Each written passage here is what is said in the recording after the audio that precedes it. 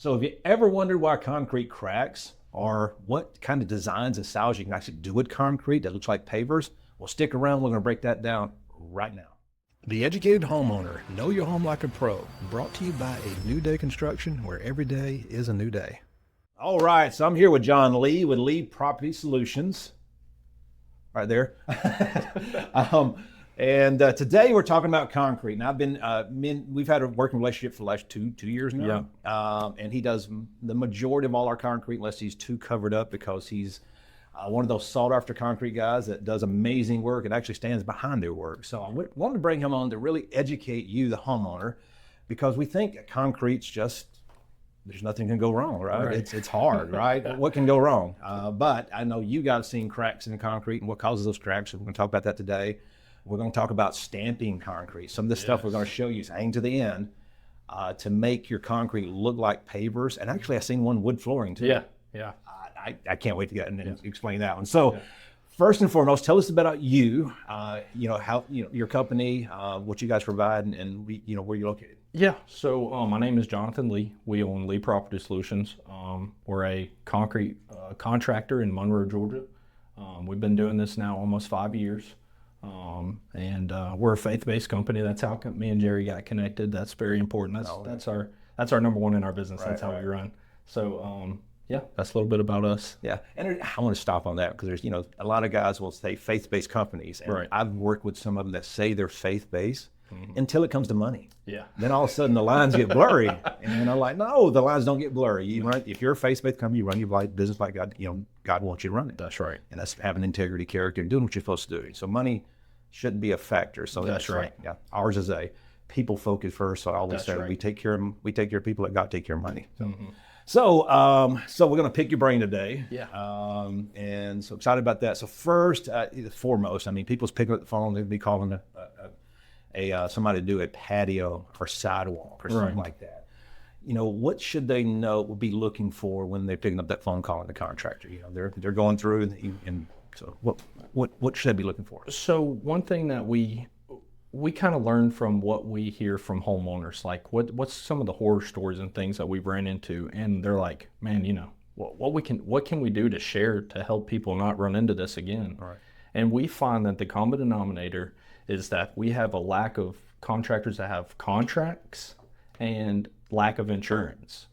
Those two things are a must. Well, they do a job without a contract? Yeah, I've seen it, and of course they're always horror stories. We're coming in, ripping out what they did and doing it, but man, if we could just save people. These concrete is an expensive, it's an abrasive business, so there's a lot of equipment, there's a lot of cost. When you get into this, you don't want to be doing this twice. Oh, it's totally different. On my side, we're framing the wall and it's wrong. We'll just pull it down, start over. Right. Concrete. Yeah. If it's wrong, there's a huge problem. Yeah, exactly. And not picking the right contract. If there's a mixed problem, if there's something that happened where that whole slab's got to come out, right, that's what you need to be looking at. Is that contractor going to do the right thing? Do they put a warranty behind their work? Right. And this is where people try to save money. And there's just like...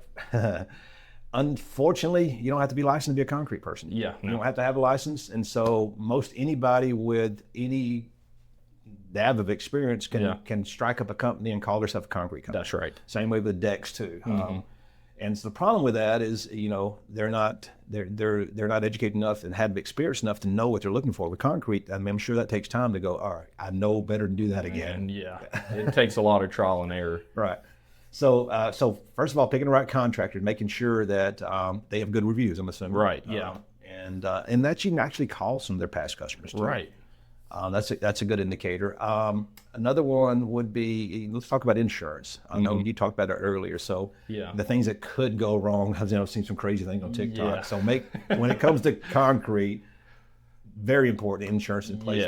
Yes. So tell us a little bit about that. So like I said, concrete's abrasive. It takes heavy equipment to come in here and dig up the yard, and there's so much that can go wrong. We've seen things as far as hitting city main powers to actually hitting the house with the excavator. We've seen a lot of things, and there's a lot of things that can go wrong when you're running equipment in a job site. And we work in confined areas. A lot of times we have a small backyard, and you don't want to be running a 5,000-6,000 pound machine this close to a house without insurance. Right. So Septic tank system too. I've septic heard. tanks. Yeah. Oh man, that's a whole nother thing. We've seen some contractors that didn't get things like the septic tanks are public knowledge. Like if you want to go to the county and pull up where a septic tank is and where its lines are, you can do that. So we do that, especially if they tell us, hey, the first question I ask is if we're moving forward is like, hey, where's your septic tank? Let's talk about that. Right.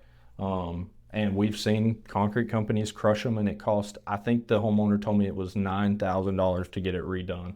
Really bad. And it was an alternative system, and you know how expensive those are. Oh, the drip system and Yeah, stuff like that. so- So and they didn't have the right contractor. Yeah. They would just leave. You're right. I'm done. Sorry. Good Exactly. luck. Whatever.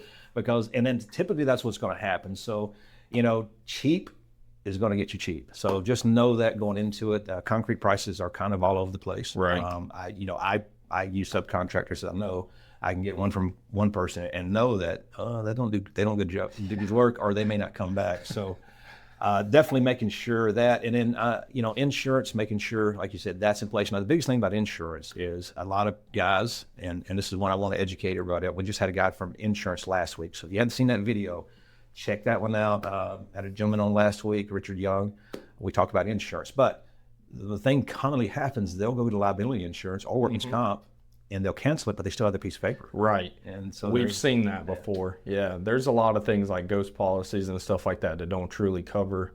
We carry the biggest one, and we carry the biggest, what we call aggregate business insurance that you have, which is flat work on concrete.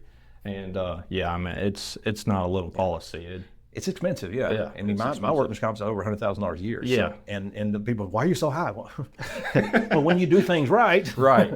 it costs. It does. And that's a telltale sign. If you get a cheap price, more than likely that you're not doing stuff right. You're exactly right. Because there's a lot of overhead that comes when you're doing stuff right. There's a lot of stuff that that you have to pay for, making sure you take right. So make sure they have insurance, and actually call their agent. Right. And be sure it's in place. That piece of paper is nothing unless you verify it. So You're exactly right. definitely do that. And so next, let's move on to, well, how does concrete crack? Let's talk about cracks. and you see them all the time, hairline cracks. And I understand, in our agreements that concrete inevitably will crack. It's hard to stop it. But there's a difference between a hairline crack and then an moss crack. So what are some things that the homeowner could know when they're hiring that person to kind of look over and say, hey, what can we do? And I know you mentioned one earlier about grass. So I want to talk about that. Yeah. So, I think it's important for you as a homeowner to ask questions. It's okay to ask questions. I like to tell people about concrete. It's my favorite thing. I love what I do, so I love to educate and give them as much information as possible. But say, hey, what are we going to do to prevent cracks? Like, what's our game plan moving forward? Right. And it always starts at a good base. I was telling Jerry earlier. It's all about the base. Yeah, it's all about the base. Anyway, it starts at a good base. Everything starts at a good base. That's anyway, right. That's good right. Foundation, good base. All right. That's right. Yeah. So whether that be good red clay or some type of road base or something like that to get that down there, that gives that concrete the less chance to settle. So what happens if you pour over grass? I mean, yeah, so we had a customer called us back. He was like, man, I can't figure out what's going on. My patio is falling, and I just had it poured. So unfortunately, we had to demo that one. So as we were demoing it, we found clumps and clumps and clumps of grass and sod, and they just poured directly over. So what happens is you look at it, if you see a piece of sod at Home Depot, you can see you've got topsoil, and then you've got the actual grass. What happens over time is that stuff dies. It breaks down. Mm-hmm. So if you think, hey, I just poured 4 inches of concrete on top of 2 inches of fill, it's going to drop 2 inches at minimum. So you have to be careful. Unfortunately, we drive by jobs and see that contractors have their forms up and there's grass in the middle. And I'm like, man, we make a joke like he needs to get his mower out. That grass is getting long. So and that's very common in the industry. Yeah, so it's be very, careful. very common. If you got a contractor that's going to pour over grass, you need to fire them. Yeah. And if they're not willing to answer questions, if they get irritated because you're answering questions, well, why are they getting irritated? Right. And They makes don't you have wonder. the answer. Yeah. So they should be very transparent. And these are questions you may be able to ask them right up front and to qualify. Hey, I'm curious, how do you prevent cracks? Do you pull over grass? And Right. they say, yeah, we do it all the time. Hang the phone up. See ya. Get rid of the phone. All right, so explain expansion joints. A lot Yeah. of people don't know what expansion joint is, and that's the little grooves you see, and that Yes. separates concrete. You go, why is the grooves here? What is that? Yeah, so basically, there's two types of joints. We call them control joints or expansion joints, or however you want to call them. So basically, what this is, whether it be with a saw or a hand tool joint, basically we cut these grooves inside the concrete, and what this does is it gives a weak point. So if you have 4 inches of concrete, typically your joint needs to be a quarter of whatever depth you are. So we'll cut about a 1-inch joint. What that does is it gives it, all concrete needs to settle and breathe and crack and settle. So we want to give it a weak point to follow. Doesn't mean that that's good, that 3 inches of concrete isn't good enough. It just means that, hey, if this cracks, if it's a hairline crack, we want it. We don't want to see it. You want it hidden inside. That's there. right. So basically, it's this guy. Yeah. Can you bring up some of those pictures so we can show them something? We'll just scroll through a couple of them. These are stamped. We'll go over these in a few minutes. We'll talk about footers because a lot of people don't know about footers. So hang tight. We're going to talk about that. Expansion joints. So here's one here. Yeah. These are. These are kind of harder to see, but yeah, these are in here. So basically, we do saw cut on these because this was stamped. You don't hand tool joints when you're doing a lot of stamp. Whoa. That's stamped? Yes. No way. Because that looks like Pavers. Yeah, no, that is stamped. That's a herringbone design with a brick border. This was actually, I think this took 4 pours total. But if you can notice around the outside, this is actually, we had to pour all this first. Yeah. That's And, my house. Yeah. Wow. I mean, it looks like a picture Yeah. just out of a magazine. That's awesome. It's beautiful. It really is. All right, so expansion joints, they're a must. Yes. And actually, if you get stamped, that helps the Oh, yeah, situation too. definitely. Stamping it will help hide those hairline Right. cracks, stuff like that. That makes perfect sense. And we'll typically keep those, that joint spacing is critical because we really don't like to go over like a 12 by 12 area. That seems to be where concrete likes to displace. So typically we even come in a little bit and do 10 by 10. It's just to really, it almost helps us out. It doesn't take us any more time. We'll try to get that in there tighter and put those in, but that's pretty critical. Right. So grout lines, Tim in a tile now. Expansion joints in concrete is a must. It's you gotta have it.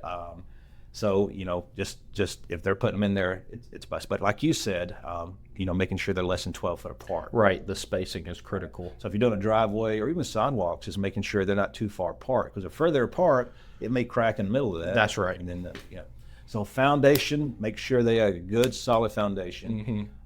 And part of that foundation we didn't talk about too. I know a lot of people use either rebar, or mesh, and string things up, and where's that should be used. And also there's fiber out there. Yeah. Too, so. Yeah, Fibers is a great product that has been around for quite some time, but has really just gotten extremely user friendly. A lot of county and municipalities are accepting fiber over wire mesh just because of the ease of working with it. And I've seen this. Fiber has a lot more abilities to, you don't have, with wire mesh, with metal wire mesh, we've seen rust spots where that rust and then comes up to the top. So some of your rust spots in your driveway might be from wire mesh. Fiber mesh does not rust. So, and it's mixed in the truck. It's bagged at the batch plant. And it's 100% guaranteed from top to bottom. Wire mesh, you have to pull up to the center.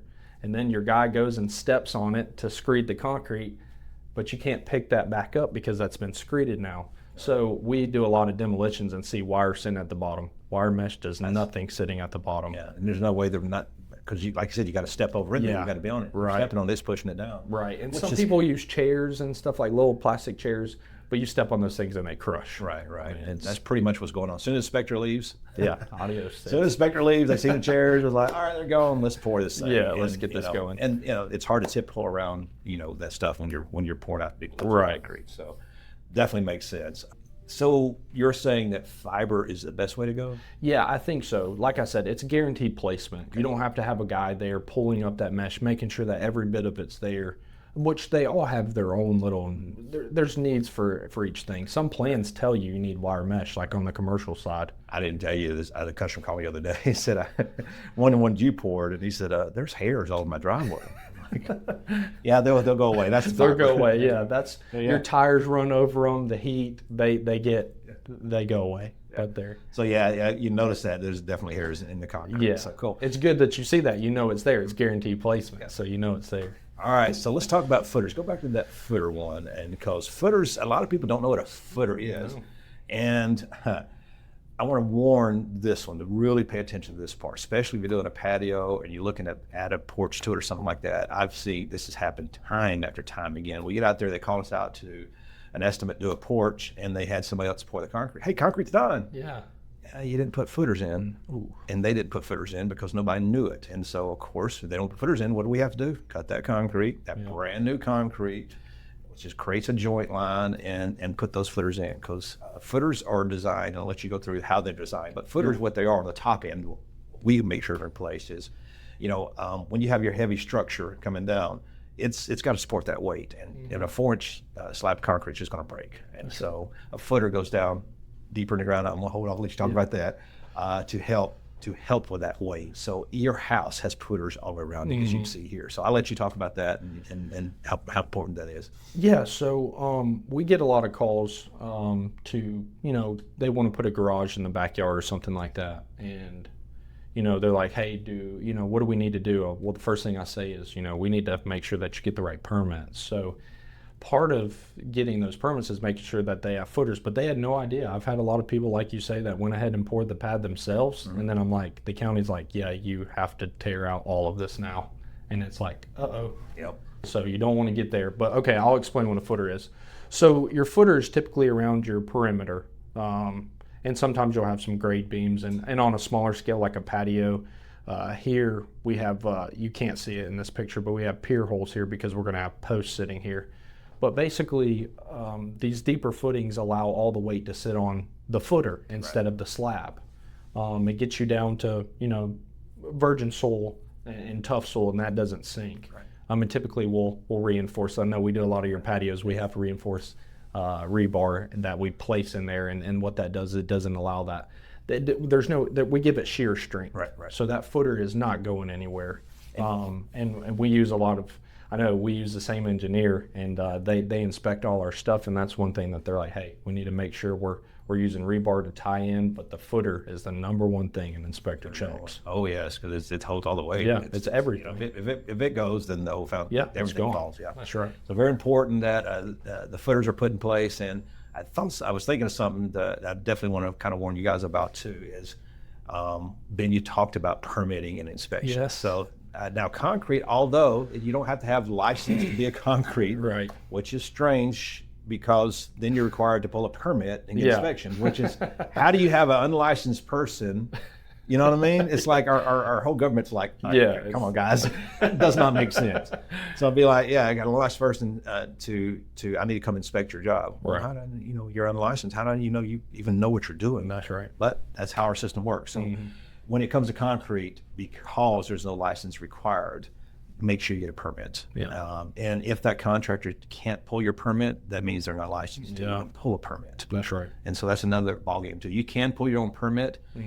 Just be aware you're taking responsibility when you do. That's right. You're taking responsibility to the whole job. If it goes wrong, then you have no leg to stand on. That's right. Let's get into the good stuff. I want to see the stamping. I want to see some of these pictures and this amazing work you do. So I know you've done a few of these for, and it looks, when I went out there and looked at one of the jobs, like, that looks just like Pavers. Yeah. Awesome. Yeah. And, so anyway, these are one style of stamp. Tell us a little bit about the stamping, and then after that, we'll talk about proper care of your concrete. You do have to take care of it. Now, I'm like, what? You got to take care of your concrete. Yeah. So, we'll talk about that. So stamping is a process. We have these. It's literally like when we were kids. We had a little cookie cutters. Like Play-Doh. Yeah, exactly. Okay. So that's what we're doing. We're making these impressions. So these stamps, there's all kinds of crazy stuff, and we'll go through that in a minute. But basically, this process is just like forming up regular patio. You can still put reinforcements. You can still build on it. But what we do is we stamp this in a pattern that looks like rock and roll paper. Right. I mean, it's really cool. And these, we have a little bit of color put in them, like a darker gray usually looks good, or like a sand, or something more natural. Depending on what you want to stamp. Right. So, all right, let's look at some. There's one. That's concrete. Seriously? Yeah, that's concrete. No way. It's concrete. How did you? All right. That looks cool. So that's all right. So how does that happen? I understand you dye the concrete. Yeah. It's one color. So how did you get the variation? Right. So this is this setup here has more of a square footage price, obviously, to it because there's several processes in this. So we actually color the concrete, which is this tan color, in the truck. Okay. And what we do is before we stamp, we used a color. It's called a stamp release, but it's colored powder that you throw on there, and then you stamp. So when the indentions go in, they push the color into the concrete. So once you stamp all this, when you pull it off, it looks ugly. It looks all black. It doesn't look good. So you come back the next day and pressure wash that stuff off. But what happens is the moment this gets pushed into the concrete, it stays. But whatever wasn't pushed into the concrete, I mean, you can rub it, it's not going to stay, but it has to be indented. It has to be grooved into there. So you pressure wash all the black off, and this is what's left. You got to communicate with the customer. Yes. You messed up my concrete. I can imagine that. Yeah. All right. I think this is what you did for us. Yeah, we did. So we went with this one had a little bit of a color in it. You could see a little bit of variations. This one was just a little bit more because of the color. Red you have to be careful with. But this was a wider plank job. This one that you can tell they're wider than this right here. This is better. This has more of a flat. We talked to the customer about that too. This one had more of a flat because he wanted to put some tables and stuff on it. This is a little more natural groove, so it's your tables might rock. And that's another thing with stamp is we always ask, hey, what are you putting on this? Because there's some crazy patterns that are really bumpy, and you don't want to put chairs on them. So this is a very forgiving stamp. You can put patio furniture on it. It doesn't, very small grooves. And this is actually pretty cool. This actually has nail holes in it. So some of them are super detailed. That's awesome. So now there are choices like for walkway stuff, like you can stamp it or you can do the pavers. Right. With pavers, they're expensive. Oh man, pavers are so expensive, and they're a lot of maintenance. A lot of companies have to come in. There's actually a special tool that picks the paver up and they pack sand back in it. And then man, you have this month has been so rainy. We're getting a lot of calls about pavers moving around. So it's good to get concrete to make it look like pavers. But that's right. Hiring somebody that knows what they're doing. That's it. All right. So here's one here. That's just a regular. Yeah. So this is like an ashlar slate. This is actually your job as well. You need. There'll be the video on this job. You need to see this job. Yeah, It turned out amazing. Cool. We total house transformation. Man. Inside out additions, just crazy stuff. So yeah. So we did this. He's on the lake, so he didn't want a boring patio, and I was like, well, let's talk about it. Let's do something. And this is actually a unique pattern. There's a couple that look similar, but these stamps were brand new. They actually, a company had made them, and we got to try them out on this job. But this was a beautiful stamp, and we talked with the homeowner. He loved this one, but this one really turned out really sharp because he's got a hot tub pad over here. And I was like, you got it set up, man. Yeah, we went out there. We filmed that a few weeks back. I was like, wow. Yeah, and see, we make our expansion joints cuts inside of the line so you can't see them. But if it does, we go back to control joints. Right. This is another one we did in downtown Monroe. This is a new construction. But we did a whole courtyard in this like rubble London stone type look. And that looks like a London house. Yeah, it's out of this world for sure. All right. I want to go back to... Yeah, that's another one we did for y'all. Yeah. So we do a lot of stamping. I want to go back. Can we go back to that one with the White House and talk about that one again?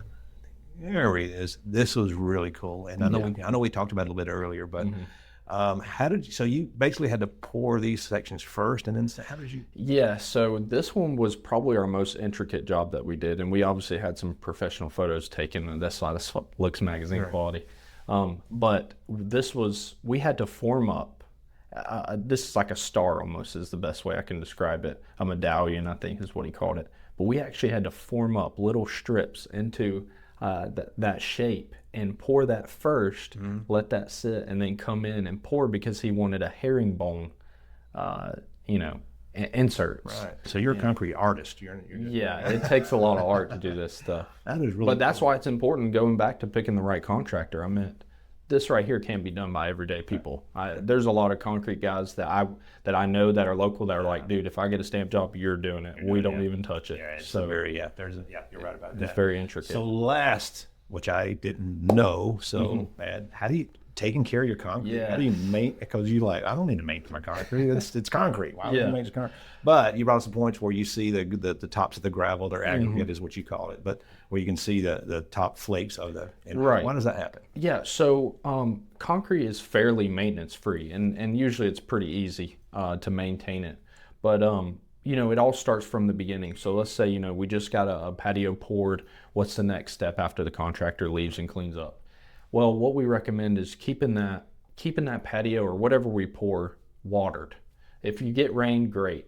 But we typically say, you know, keeping the concrete damp is what actually helps cure it.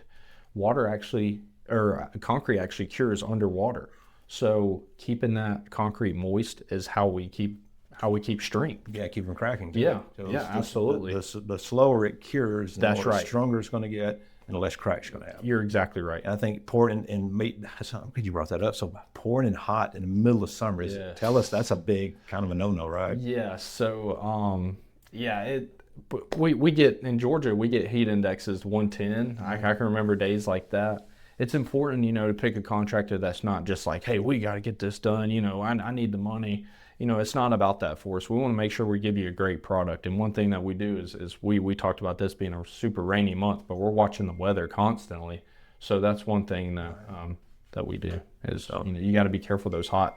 I'm going to have to turn this off. That's fine. So you must get really mad at the weathermen when they're wrong. Yeah. They're consistently wrong. Yeah. Because you're telling guys, we don't have to be there tomorrow, and all of a sudden it's sunny outside. Yeah, so the weather, I mean, it's everything for us, and we're dealing with that right now with all the rain. It's man, you can't get away from it. It's nuts. Somebody said, I don't like the weather in Georgia. Well, wait till tomorrow. It's going to change. Yeah. Well, thank you so much. Yeah. Thank you. The wealth of knowledge. Appreciate you coming on there. So John with Lee Property Solutions. Yes, sir. Let's pop their logo back up there. If you're looking for professional, looking for grade A work, somebody's going to stand behind their work, I can contest. Yeah. He's your man. He's our guy. And I don't, as far as business, I align myself up with like-minded people that have the same character integrity. So that's very important. So I can speak for him. The last 3 years, we've had a few bumps, but you've always done the right thing. Yeah. And so that's what I look at. It's you know, there's something may happen, but what's the reaction? What's going to right. happen next? And so yeah, appreciate you. Yeah. Give him a call. He'll talk to you. Is that your personal cell number? Yeah, it is. All right, call it at 2 a.m. in the morning if you don't mind. Anyway, I'll be up. I'll be up right now. Business on you. I'll be up too. Yeah, exactly. All right, guys. I hope this will help. Again, there's a video floating around somewhere to where you can save 50% on your next Sherwin-Williams paint. So you get my discounts. Make sure you grab a hold of that. Check that video out and to take advantage of that. Hope you love the episode, and we will see you guys on the next show.